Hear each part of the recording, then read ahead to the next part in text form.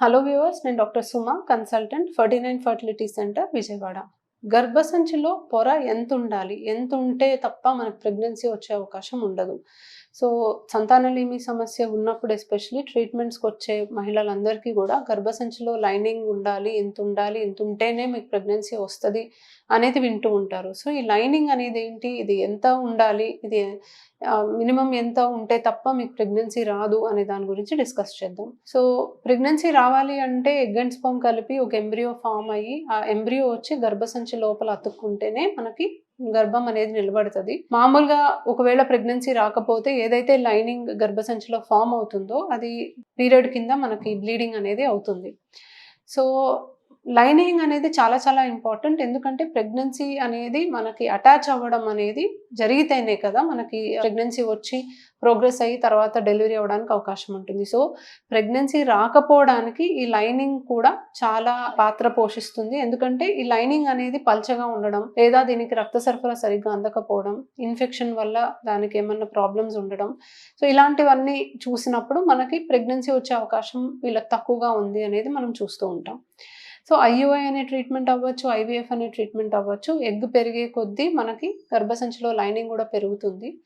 IUI చేసినప్పుడు మనము sperm అనేది గర్భసంచిలోకి ఎక్కిస్తాము. ఒకవేళ ఎంబ్రియో ఫార్మ్ అవుతే మళ్ళీ వచ్చి గర్భసంచిలో అతుక్కోవడానికి కనీసం లైనింగ్ ఉంటే తప్ప అది పాసిబుల్ కాదు. రెండోది ఐవీఎఫ్ చేసినప్పుడు కూడా ఎంబ్రియోస్ రెడీ చేసుకున్నాక గర్భసంచిలో లైనింగ్ పెరగడానికి మందులు పెడతాము. లైనింగ్ బాగుంటేనే మనం గర్భసంచిలోకి ఎంబ్రియోస్ పెడతాము అండ్ ప్రెగ్నెన్సీ వచ్చే అవకాశం ఉంటుంది. సో, మనం మానిటర్ చేసినప్పుడు లైనింగ్ అనేది థిక్నెస్ ఒకటి చూస్తాము, రక్త సరఫరా బాగుందా లేదా చూస్తాము.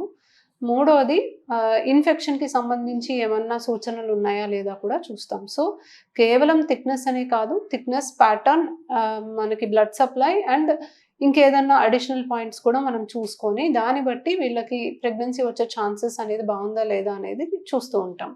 సో, థిక్నెస్ అనేది మినిమమ్ 7 మిల్లీమీటర్స్, 7 మిల్లీమీటర్స్ ఉండి ట్రిపుల్ లైన్ ప్యాటర్న్ అంటే 3 లైన్స్ లాగా ఒక ప్యాటర్న్ అనేది వీళ్ళకొచ్చి అండ్ బ్లడ్ సప్లై అనేది ఆ లైనింగ్ వరకు మనకి స్కాన్‌లో వాస్క్యులారిటీ, ఆ వెజల్స్ అనేవి కనిపిస్తుంటే పర్ఫెక్ట్ లైనింగ్ అని అంటాము. అండ్ వీళ్ళకి ప్రెగ్నెన్సీ వచ్చే ఛాన్సెస్ అనేవి చాలా ఎక్సలెంట్‌గా ఉంటది.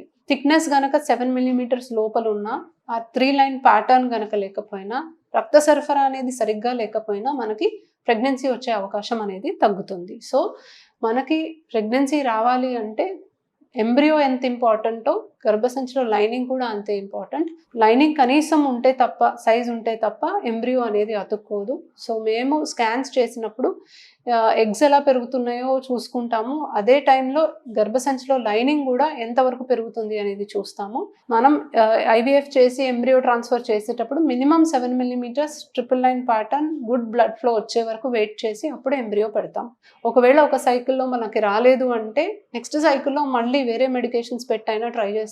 కానీ ఈ ప్యాటర్న్ కానీ, ఈ థిక్నెస్ కానీ, ఈ రక్త సరఫరా కానీ లేకపోతే మాత్రం ఆ సైకిల్‌లో ట్రాన్స్ఫర్ చేయడానికి ఇష్టపడం. So, embryos and lining, endometrium ఈ 2 బాగుంటే తప్ప మనకి ప్రెగ్నెన్సీ వచ్చే ఛాన్స్ అనేది ఉండదు. Thank you.